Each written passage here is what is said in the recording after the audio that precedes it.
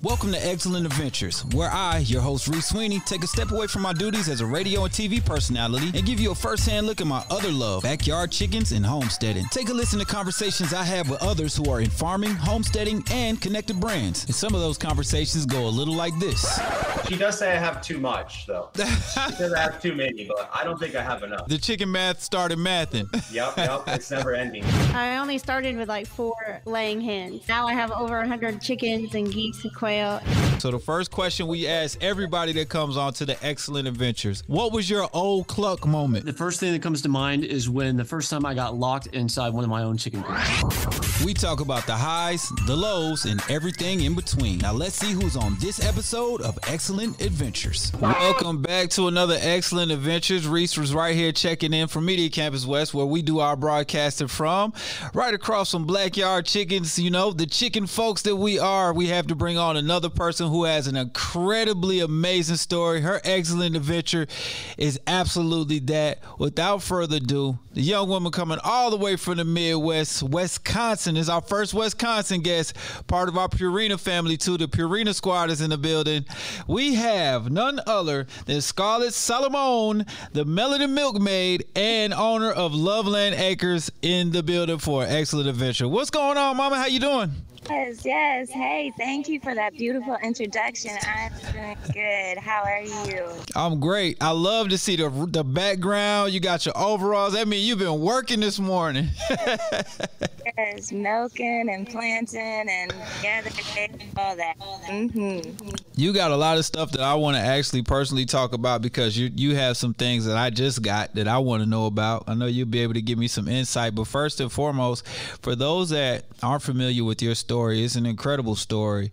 You were a teacher in Milwaukee. I just came from Milwaukee. We had an event up there. Oh, I wish I would have known. Right. I wish we would have talked before this, and we definitely would have invited you out. Everybody knows the person somehow that owns the barbershop we were at, G's Barbershop in Milwaukee. Seems like a staple in the community.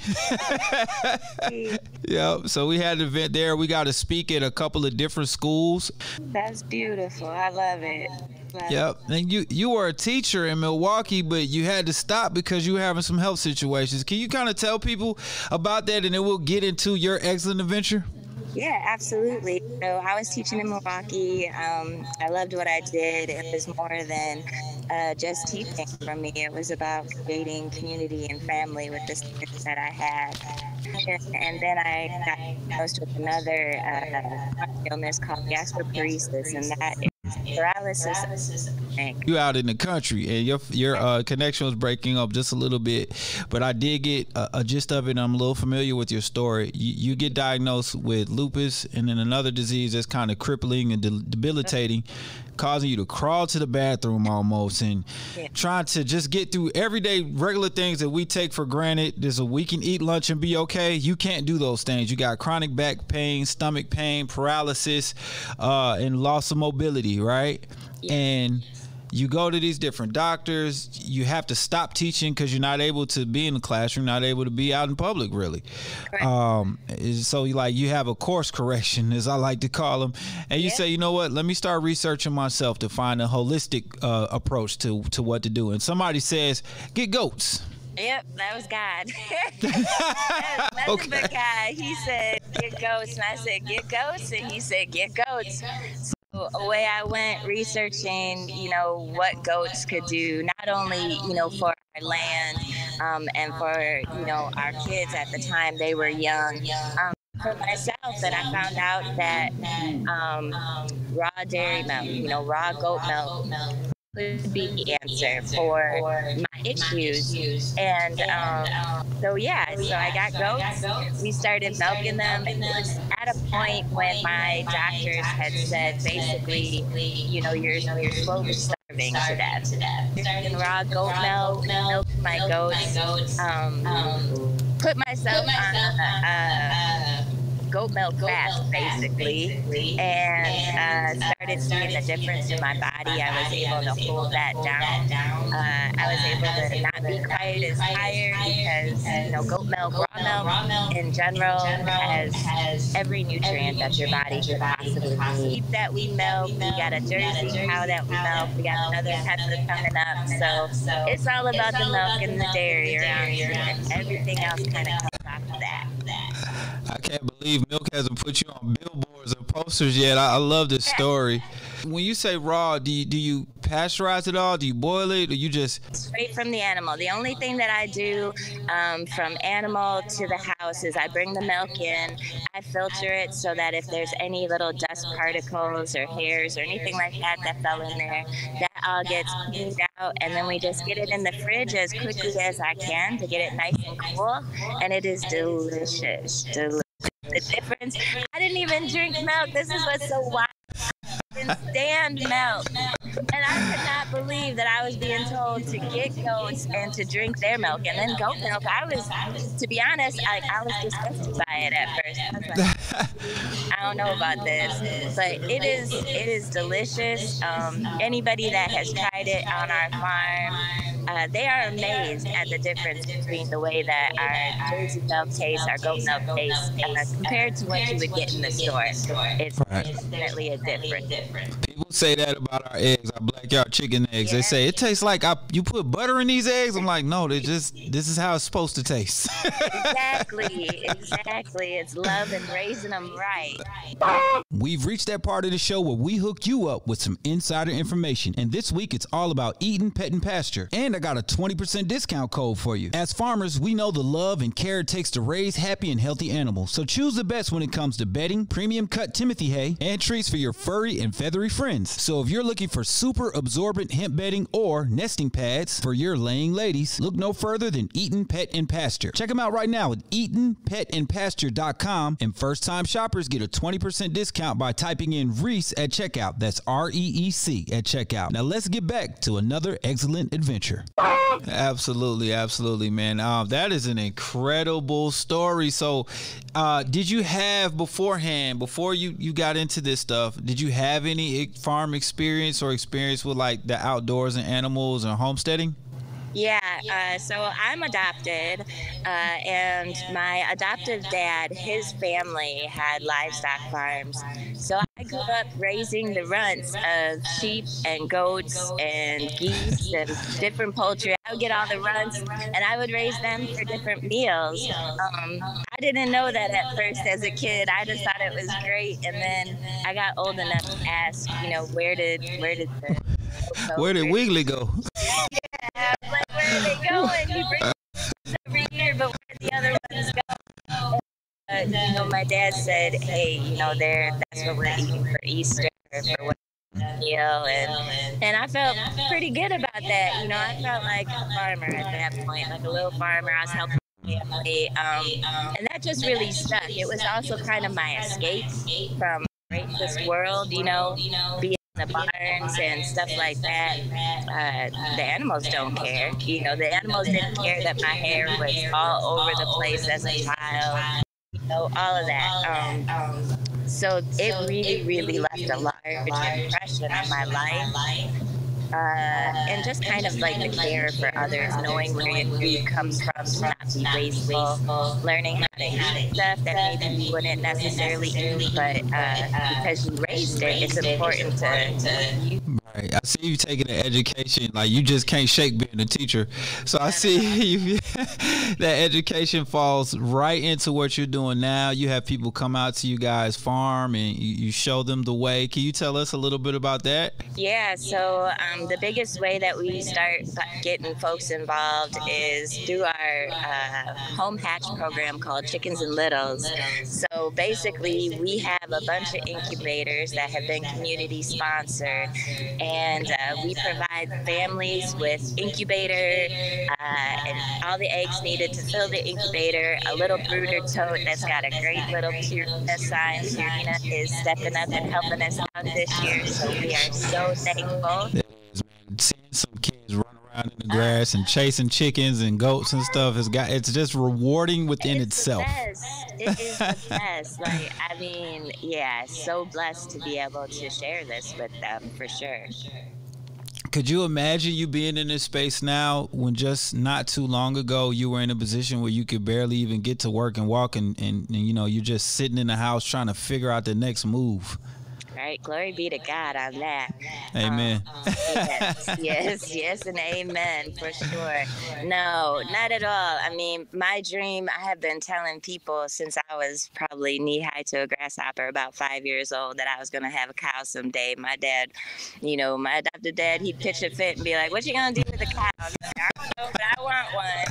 And so I sure hope that he'd be proud of the farmer that I became, because yeah, I mean, it's like, it's a dream come true.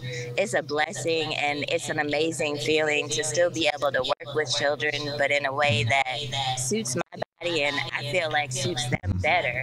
I enjoy teaching outside. I enjoy feeding people. I just enjoy taking care of community, no matter who it is. Your full circle connectivity with the children and then their community is something we definitely want to applaud up here at Eggcellent Adventures. I mean, to say that you got kids coming in, you're going to let them take some eggs home to hatch and then bring it back, then give them food to take back to their communities. Come on now. Yes. It's pretty awesome. Like, between them, myself, we work with a couple nonprofit organizations that serve disabled adults in our communities.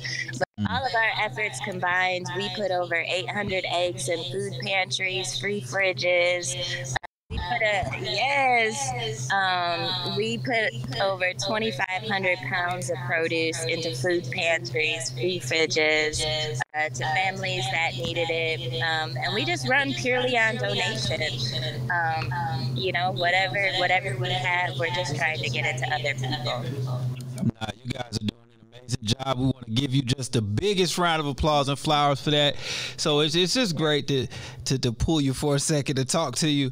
Man, so how many chickens do you think you guys have right now, and goats do you think you have right now? We heard about the cow and a half. Yes, a cow and a half. We have a cow and a half. Oh my gosh, Chickens and Littles is underway. Our Chickens and Littles master hatchers, they've already hatched out over 50 chickens. So that's just alone. So they hatched out a massive army of chicks for us. So we've got about 50 young ones coming up. Our main flock is probably about 75 girls. And that's from, you know, like pullet age on up to some senior citizen gals that ain't really doing much except for looking pretty. Living life. Exactly. They earned it. And then we got a duck flock of probably about 30. So okay, over 100 birds around here. That we gotta love it. I'm starting out with ducks, so I'm gonna be all over your social media trying to get duck tips. So give me some duck tips for those just starting with ducklings. I got ducklings coming on the 28th of June. What do I need to know? You need to know that they're going to be messy, so just be prepared for that. Puppy pads are your friend, and whatever you are brooding them with, I decided that puppy pads, those are real easy to change out. They suck up all that water that they like to throw around everywhere. I think one of my best tips is don't give them water where they're going to be bedded out. Okay. They will make it so wet and so miserable. And they're okay overnight without water. Okay. So definitely, but they're a joy. I love ducks. Yeah, I actually kind of enjoy them a little more than chickens. Don't tell the chickens. I won't tell the chickens. They get a little petty. Yes, they're destructive. Oh my they goodness. are. They can be kind of destructive at times for no good reason. Right. But yeah, I do love ducks. They're so sweet and they're cute to watch around. They're really efficient with foraging and feed. Purina's got a great feed for them, so make sure, so that they get their niacin for those feet. We've reached that part of the show where we hook you up with some insider information, and this time it's some egg side information. Y'all know what I mean. Because people ask me all the time, how do you get your chickens so fluffy and healthy and happy? And their eggs are so bright, beautiful, and they taste delicious too. I would love to dedicate all those things to me coming in and having a great time in that chicken coop every day and shaking it up with those ladies. But the fact is It comes from a healthy and balanced diet of Purina's Laina. That's the brand we use. Whether you've got laying hens and you want to go with the Purina Laina plus omega-3, or you got a bunch of baby chicks running around in your brooder and you go with that Purina Start and Grow Crumble, you can't lose. I know we haven't. So visit their website today, and in 3 easy steps, you can get discount coupons for the Purina product that's right for some great nutrition for your animals. I did it myself, and it only took me about 2 minutes. It's absolutely worth it. And to make things easier, we have the hyperlink on our website, blackyardchickens.com. Just look under product of the month and you'll see the link right there to go and try your Purina Feed Greatness. And through their trial program, they can pair you with the right nutrition and let you try it with your animals and see the results. Now, I can tell you all day how Purina Feed Greatness has been absolutely phenomenal for my chickens, goats, ducks, and rabbits. But you can see for yourself. Go to blackyardchickens.com. Now let's get back to this week's adventure. I love it. I'm be putting up my duck adventures on there, my duck journey too, and I'm gonna tag you and say she told me to take this water out at night. As they're all mad at you. Right. Now I know one of the animals you kind of started with for the health reasons was the goats. You mentioned that. I seen these adorable pictures of you being smothered by goat kisses. Tell me about goats. I just got my first 4 goats. Yay, good for you. What kind did you get? I have Nigerian pygmies. Yes, all right. That's a good little cross. We've got Nigerians. Okay. Yeah, they're mischievous, so fencing is your best friend. Make sure that you're always checking your fencing. But, you know, really goats, other than being mischievous, I mean, they're pretty easygoing. I think needing to know that they're browsers, not grazers, that was something that I think was probably a little shocking to me, even though I had been around them when I was little. You know, I was little, so I didn't really know what was going on. But so that was interesting to me that, you know, if you want your lawn mowed or a field mowed, they're not it. They'll eat all your weeds and brush and all that kind of stuff. I was a little surprised that they were pickier, because everybody likes to pick goats. Yeah, eat everything, and my goats are picky. No, they won't eat the goat feed if it's not in the right place in the bowl. Right. So just learning their little sassy, mischievous personalities and kind of, you know, what works for them. My girls love clover, so we make sure we get clover hay for them and like that. Mm-hmm. Yeah, mine do too. They didn't care as much for the alfalfa. They love the clover. Yeah. And until, you know, they start milking, I think, you know, they know their nutritional needs. My girls, when they're not in milk, they don't really care for the alfalfa either. When they're in milk, they know they need that extra little boost, and they'll go ahead and take it. Okay, we learning a whole lot of goat info. Yes, that is the plan. The plan is to breed them and to start getting milk. Now you got me really excited about goat milk, so I'm extra amplified to do it and take that journey as well. Yes, do it. You will not regret it. It is miles different from what you get in the store, and you can make goat cheese. And it's super easy to make. Super easy. Tell me, how do I make goat cheese? Walk me through it real quick. How do we make goat cheese? All right, so the simplest way that you're going to make goat cheese is you're going to get your milk, I usually like to use about a half gallon.